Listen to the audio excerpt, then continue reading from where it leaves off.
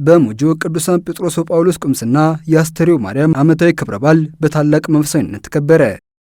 ጥር 21 ቀን 2018 ዓ.ም በአዲስ አበባ ሀገረ ስብከት በሞጆ ቅዱሳን ጴጥሮስ ወጳውሎስ ቁምስና የአስተርዮ ማርያም ዓመታዊ ክብረ በዓል በታላቅ መንፈሳዊነት ተከበረ።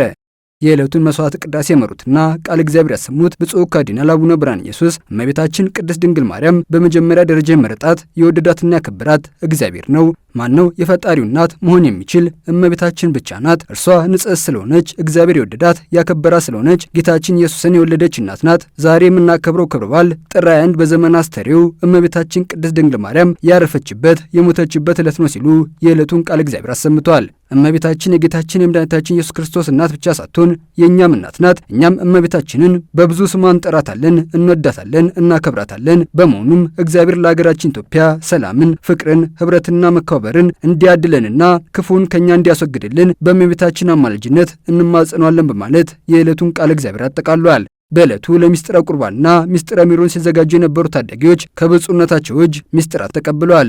በክብረ በዓሉ ላይ ብፁዕ ካርዲናል አቡነ ብርሃነ ኢየሱስ ሊቀ ጳጳሳት ዘካቶሊካውያን የአዲስ አበባ ሀገረ ስብከት ሐዋርያዊ ማስተባበሪያ ጽሕፈት ቤት ኃላፊ ክቡር አባ ጴጥሮስ በርጋ፣ የኮንሶላታ ገዳም አለቃ ክቡር አባ ታመነ አሳሮ፣ በኢትዮጵያ የኮንሶላታ ደናግል ገዳም አለቃ እህት ጌጤነሽ ወልደ አምላክ፣ የገዳሙ ካህናት፣ ደናግል፣ እህቶችና ወንድሞች እንዲሁም ምዕመናን በክብረ በዓሉ ላይ በመገኘት የበረከቱ ተካፋይ ሆነዋል።